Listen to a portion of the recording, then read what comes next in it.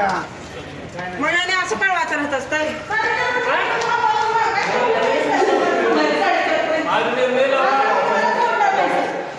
मला असं बिलकुल लेट नाही चाललं.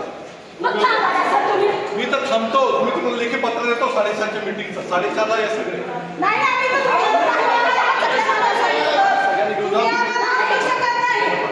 लेडीज कसे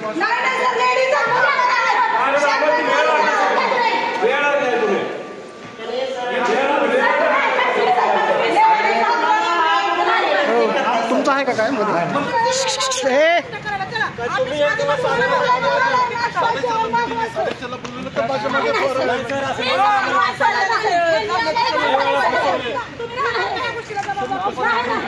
नाही तुम्ही ठेवू शकत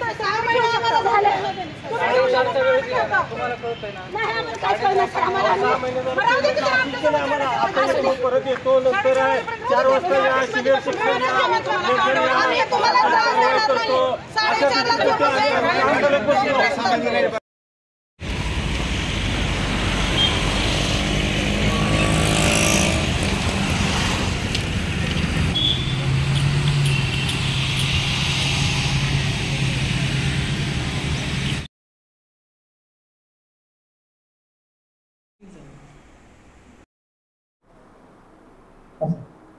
नमस्कार. मी सुनील खमितकर, जिल्हा समाज कल्याण अधिकारी धाराशिव.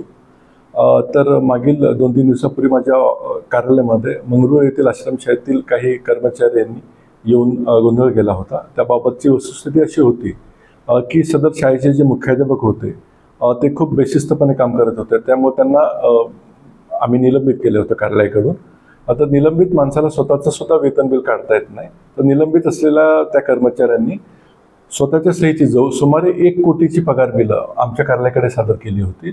आणि ही बिलं आम्हाला मंजूर करता येत नाहीत कुठल्याही परिस्थितीमध्ये, कारण त्यांना सहीचे कुठलेही पावर नाहीत.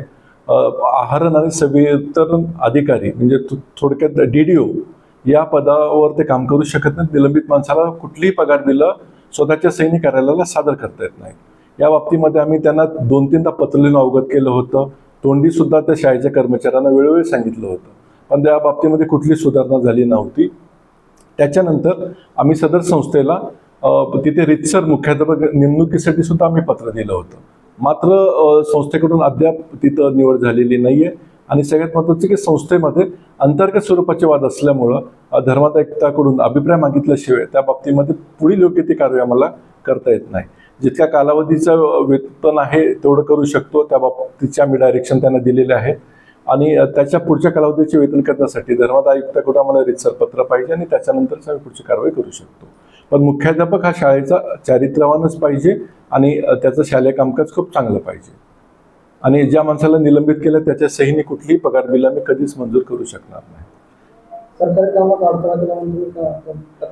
हां, तर त्या बाबतीमध्ये विनाकारण मी त्यांना समजून वेळोवेळी सांगितलं होतं. ह्यावेळेस सुद्धा समजून सांगण्याचा माझा प्रयत्न होता, पण विनाकारण काही कर्मचाऱ्यांनी हुज्जत घातली. त्या बाबतीमध्ये मी कायदेशीर कारवाईचा पर्याय मी चाचपडून पाहत आहे.